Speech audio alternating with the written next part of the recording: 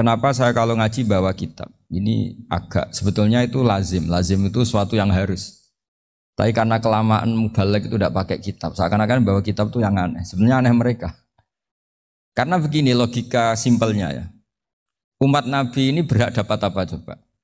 Berhak dapat warisan yang paling luhur, paling hebat, paling jernih. Apa itu Quran dan hadis? Pertanyaannya, siapa yang paling punya hak otoritatif untuk menerangkan Quran hadis? Ulama.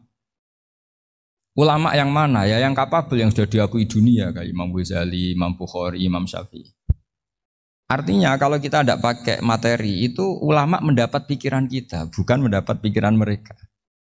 Saya ulang lagi, kalau kita tidak pakai materi yang otentik, yang orisinil, umat ini mendapat pikiran kita, bukan pikiran mereka. Maka saya berusaha supaya teman-teman atau semua umat Islam dapat pikiran-pikirannya Imam Ghazali, pikiran-pikiran Imam Bukhari, pikiran-pikiran Abul Qasim Al-Junaidi, kejernian-kejernian Abu Yazid Al-Bustami. Kejernian itu diantaranya adalah misalnya makalah yang menurut saya itu makalah yang super. Jadi untuk ngadepi krisis karena Covid atau karena apalah. Itu lama dulu sederhana sekali. Beliau-beliau punya rumus yang mungkin jarang didengungkan orang, tapi saya akan kampanye rumus ini. Al-istighna, hakikatul istighna itu adalah al-istighna anis syai' labihi. Jadi pemenuhan kebutuhan yang sebenarnya adalah kita berusaha menghindari sebanyak mungkin kebutuhan yang sekunder, yang enggak penting. Bukan memenuhi semua yang kita inginkan. Jadi misalnya begini ya, kalau kita lapar, itu keinginan kita itu makan enak apa asal makan? Tentu jawabannya asal makan yang sehat. Tapi kalau nuruti nafsu kita, makannya yang enak, teman makan ya enak. Terus di warung yang favorit. Ini kan satu kebodohan. Kenapa untuk makan saja butuh definisi sekian banyak? Yang kita harus kecewa, warung favoritnya bisa sudah tutup. Atau kita ke sana harus macet. Ribet.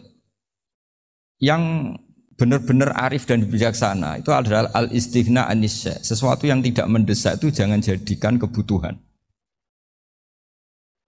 Sehingga kalau kita puasa misalnya, semua makanan itu enak karena kita sangat lapar. Sehingga Abul Qasim Al-Junaidi ketika ditanya, ma'idamu to'am, lauk makanan itu apa? Jawabannya lucu, alju, lapar. Kalau kamu lapar ya semuanya enak.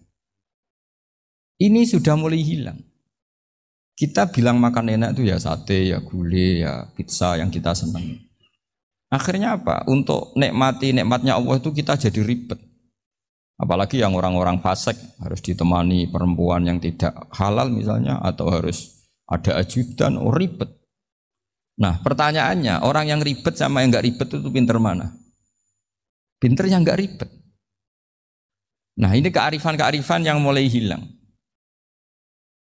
Lalu siapa yang bisa mewarisi itu? Ya ulama.